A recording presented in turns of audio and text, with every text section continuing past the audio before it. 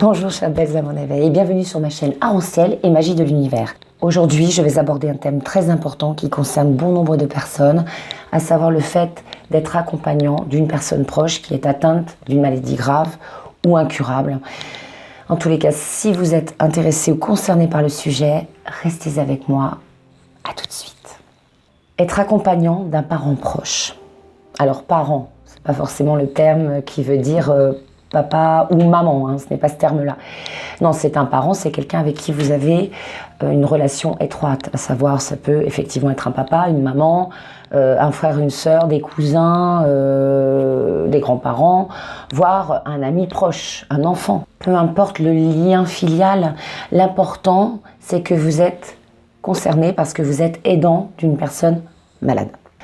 Alors il faut savoir que quand on est proche de quelqu'un qui est atteint par une maladie importante, on va tout de suite être dans le don de soi. La personne qui vous est proche et qui est atteinte par cette maladie, forcément, inconsciemment, va générer une empathie encore plus forte, puisque si vous aviez déjà des liens très très forts avec cette personne, le fait qu'elle soit malade, vous allez devoir et vous sentir devoir déployer encore plus d'efforts pour lui apporter votre soutien, à savoir plus de présence, plus d'écoute, plus d'attention. Et là, c'est là où je veux en venir, c'est qu'à un moment donné, ce qui est légitime, c'est qu'on peut saturer. Et c'est ça le thème de ma vidéo aujourd'hui. Les aider, bien évidemment qu'ils ont besoin, c'est important d'être auprès d'eux, c'est important qu'ils aient notre soutien. En parlant de ça, beaucoup de personnes sont dans le déni, donc dès qu'il y a une difficulté comme ça qui arrive dans la famille, ces personnes-là, elles prennent la fuite, elles s'en vont, elles sont dans le déni, terminé. Mais bon, ces personnes-là n'ont pas besoin qu'on parle d'eux dans cette vidéo, parce que ce n'est pas le sujet, puis pour moi ils sont complètement inexistants. Ils ne comprennent pas pourquoi ils sont sur Terre. Et surtout, il n'y a pas beaucoup de choses qui se passent à ce niveau-là. En attendant, pour des personnes comme vous, comme moi, qui sommes concernées, on a besoin, c'est une évidence, de donner notre attention à un proche malade, encore plus d'attention, parce qu'on se sent comme redevable.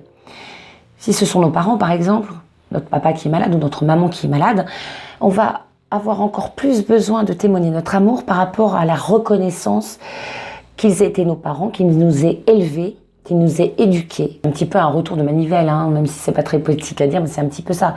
C'est-à-dire qu'on se doit, on a le devoir d'aider nos parents comme nos parents nous ont aidés à marcher, à faire nos premiers pas, à nous construire dans la vie, à faire nos études, etc. pour ceux qui ont la chance de faire des études. Bref, on se sent redevable. Pour nous, c'est un devoir. Mais on le fait avec notre cœur, on n'est pas obligé de faire un devoir parce qu'on est forcé, non. Certaines personnes peuvent se sortir forcées. Mais quand on le fait avec son cœur, inconsciemment, on se dit c'est normal. C'est normal qu'à mon tour, j'aide mon parent proche. Je lui rende ça. Je lui rende ce qu'il m'a offert, ce qu'il m'a donné, ce qu'il m'a apporté comme amour. Et même des gens qui n'ont pas eu du tout une enfance radieuse, quoi que ce soit, certains vont tout donner juste par rapport au lien de sang qu'ils ont avec cette personne. Et ça, je dis chapeau parce que ces personnes-là sont vraiment dans l'altruisme, le don de soi absolu. Mais justement, attention, danger. Danger. Parce que là où il y a la limite, c'est-à-dire qu'à un moment donné, si on a un rendez-vous important pour soi, pour ses enfants, pour X personnes, d'autres que la personne très gravement malade, on va forcément tomber dans la culpabilité. Et c'est là qu'il y a danger. Parce que nous sommes vivants, les aidants. Les aidés sont malades, certes, on les plaint, on a de la compassion pour eux. Moi, je préfère l'empathie parce que plaindre et la compassion, c'est déjà plus doux. Mais on a énormément d'empathie pour la personne qui est malade. Mais après, on a tendance à s'oublier soi. On ne vit qu'autour de la maladie et inconsciemment, insidieusement, le malade, il ne le fait absolument pas exprès, mais le malade nous prend comme ça, nous happe dans sa maladie. Ça fait un petit peu comme le bateau, vous savez, vous avez un bateau comme ça ou un zodiac. Et derrière, quand il va vite comme ça fait plein de vagues comme ça, une espèce d'aimantation comme ça. On a l'impression qu'on est, ou alors un bateau qui coule et hop, on est forcément happé par la puissance de la coque du bateau qui va s'enfoncer dans la mer. Eh ben, c'est un peu ça le phénomène. Sans médisance aucune, il y a certains malades qui vont profiter de la situation d'être malade pour en remettre une couche et du coup, vous accaparer complètement.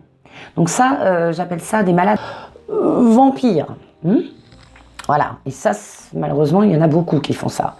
Après, tant pis, c'est un état d'esprit. Quand on est malade, déjà, on n'a plus la même vision des choses et on peut développer des défauts qu'on n'avait pas auparavant. Donc ça, ce n'est pas grave, on pardonne. Maintenant, voilà, tous les défauts, tout ce qu'a le malade, tout ce qui dégage du négatif, tout ça, c'est logique, ça fait partie de sa maladie. Maintenant, vous qui regardez cette vidéo, il faut vous protéger. Il ne faut pas culpabiliser. Parce que il faut savoir que si vous devez aider, parce que vous le souhaitez aider cette personne, on le sait, ça vous apporte énormément, parce que ça vous fait plaisir d'aider, mais vraiment de donner de vous. Mais à un moment donné, si vous ne prenez pas assez de temps pour vous, l'aider va manger les dents et les dents va tomber lui aussi malade à son tour. Donc, il faut savoir, quand on aide une personne qui est malade, il faut savoir prendre du recul, prendre du temps pour soi, s'octroyer des petits moments pour souffler, pour lâcher un peu de lest là, un peu de lest de tout ce négatif malheureusement que véhicule la maladie autour d'elle. Et il faut se ressourcer. Il faut savoir devenir un tout petit peu égoïste. Le bon égoïsme, hein, pas l'égocentrisme. Je vous parle du bon égoïsme, à savoir, je m'écoute moi un tout petit peu. J'écoute mon ressenti, j'écoute mon cœur, j'écoute mon corps. Vous pouvez vous sentir extrêmement fatigué. La maladie de ceux qu'on aime nous mange un petit peu, comme je l'ai dit tout à l'heure, vampire, mais elle nous fatigue, elle nous pompe de l'énergie. D'accord ? Elle peut aussi nous agacer, parce que le comportement de certaines personnes que l'on aime, mais leur comportement est un petit peu, on va dire, dénaturé par la maladie. Du coup, parfois, on peut être, ne rien vouloir montrer, mais on se tord le bide, on se tord le plexus solaire pour rester comme ça, mais en attendant, nous, on n'arrive pas à faire écran, du coup on prend tout comme une éponge et on se rend malade. Il peut arriver aussi qu'on rentre en conflit avec la personne qui est malade. Eh bien tant pis, il faut oser rentrer en conflit parfois et dire stop, je t'aide tout le temps, j'essaye d'être présent le plus souvent possible, mais à un moment donné, moi j'ai ma vie aussi, et pour mieux t'aider, il faut que tu me laisses respirer 2 minutes. Donc quelquefois, un bon pétage de gueule, ça fait du bien. Vous y avez le droit. Et ne culpabilisez pas, ce n'est pas de la méchanceté du tout. Vous êtes humain. Vous n'êtes pas des machines, hein. Vous êtes humain et déjà vous êtes dans l'amour, dans la générosité d'apporter votre soutien, votre aide, des soins à la personne que vous aimez. Et là-dessus, vous avez un grand cœur. Donc, il faut vous en féliciter parce qu'il y a des personnes qui ne sont absolument pas dans cette démarche-là, malheureusement. Alors, pour vous aider, vous, à mieux aider la personne que vous aimez, il faut apprendre à vous protéger, tout simplement. À vous protéger, à apprendre à vous aérer, à apprendre à passer du temps avec d'autres personnes qui vous font du bien, qui ne vous pompent pas votre énergie, mais qui vous nourrissent, qui vous inspirent, qui vous apportent du réconfort. Attention, là aussi, quand une personne va vous apporter du réconfort, tâchez de ne pas non plus faire en sorte que cette personne soit une éponge de votre propre souffrance qui a été donnée par la personne que vous aidez dans sa souffrance à elle aussi. Comprendo? Sachez prendre du temps pour vous et ne culpabilisez surtout pas. Reposez-vous. C'est indispensable, c'est essentiel si vous voulez être au meilleur de votre forme pour être un superbe accompagnant pour les personnes qui sont malades. Et puis, vous prendrez du recul. Vous ne serez plus atteint de la même façon. Si vous êtes reposé, que vous avez pris du temps pour vous, du coup, ça va vous faire énormément de bien à l'esprit, au corps, à tout. Et du coup, vous serez complètement disposé à accueillir la souffrance de l'autre, mais en vous ayant créé on va dire un barrage, une protection naturelle. Pas besoin de mettre la cotte de maille.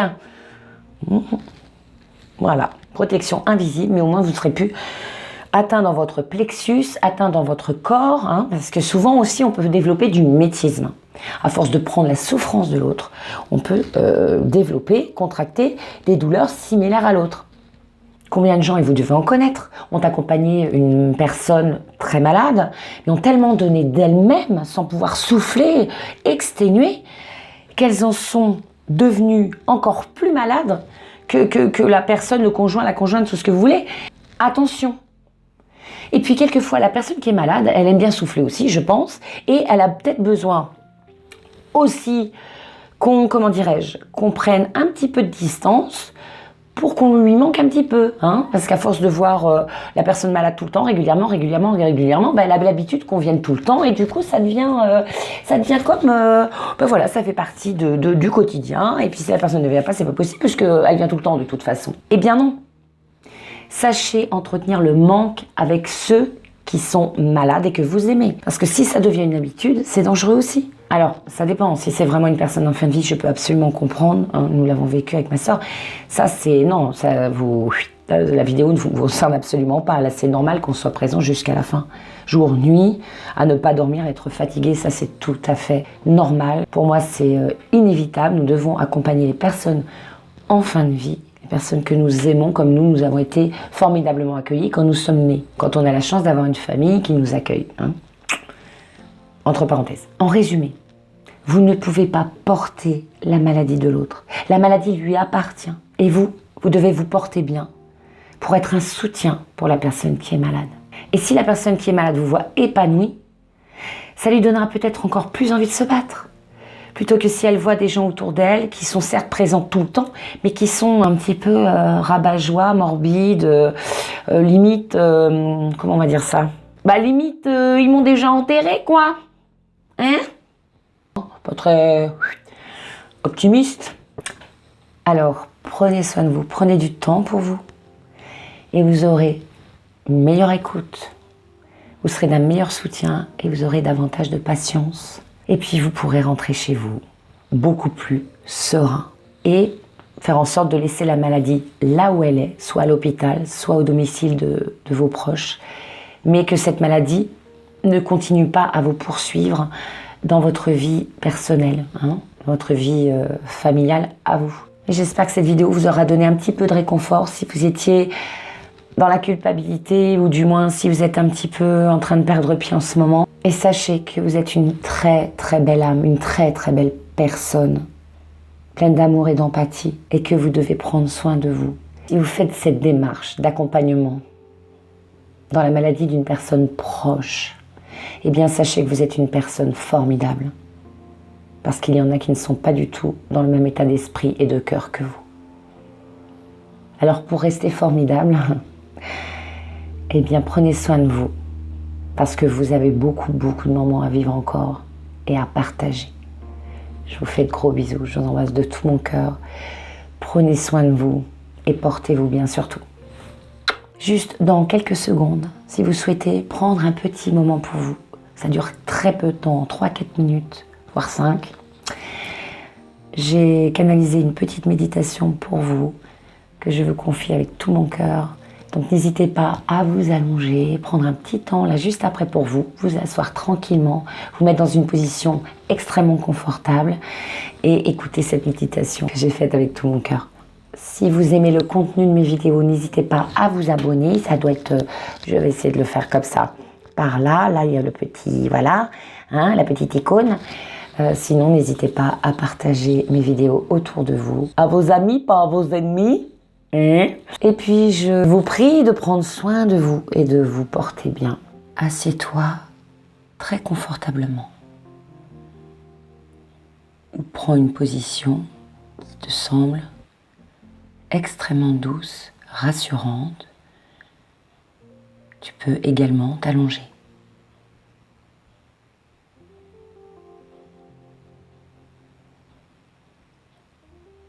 Tu vas détendre tous tes muscles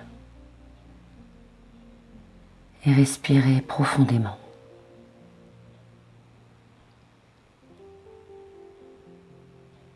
Tu vas inspirer 6 secondes lentement.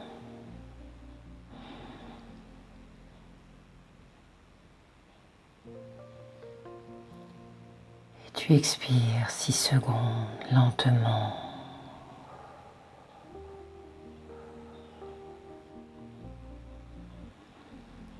Tu inspires 6 secondes.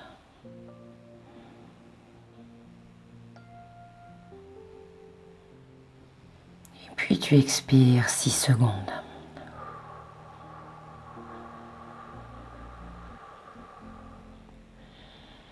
Une troisième et dernière fois. Tu inspires 6 secondes.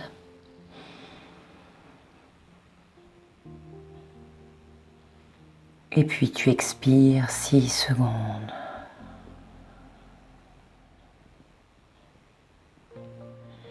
Fais en sorte de faire cette méditation dans un endroit écarté de toute nuisance sonore.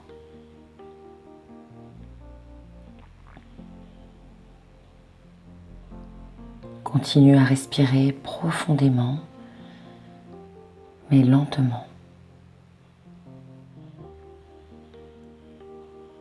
Visualise ton cœur de couleur rose intense ou de couleur verte, comme une émeraude. Et écoute ce qu'il a à te dire.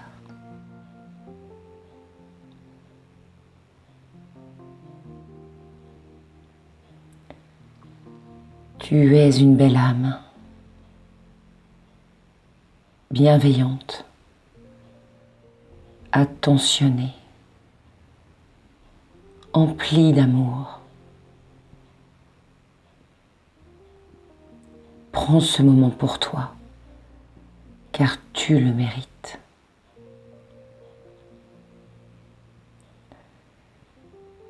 Tu dois te ressourcer chaque fois que tu en éprouves le besoin. Écoute ton cœur. Lui seul sait ce qui est bon pour ton âme. Écoute ton corps. Lui seul sait ce qui est bon pour ta santé. Ton cœur et ton corps sont tes meilleurs amis si tu sais les écouter et prendre soin d'eux.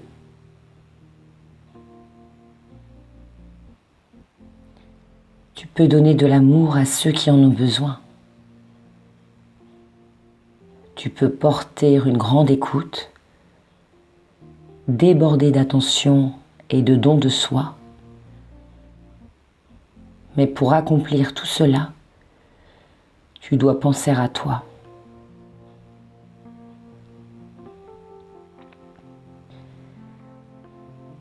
Imagine le paysage le plus apaisant et le plus ressourçant. Celui qui te procure un bien-être absolu.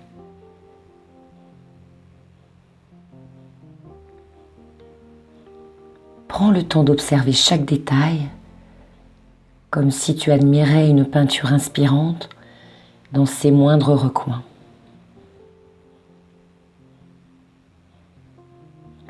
Prends une grande inspiration.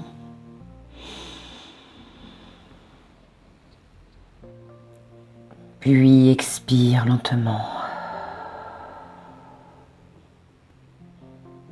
Et sens chacune des odeurs de ce paysage merveilleux et réconfortant.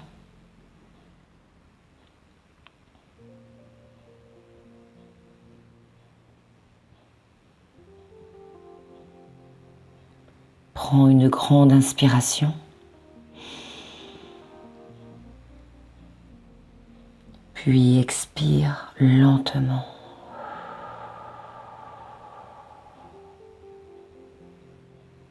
Maintenant, porte ton attention sur chacun des bruits. Écoute tous les sons magiques de ce paysage fabuleux.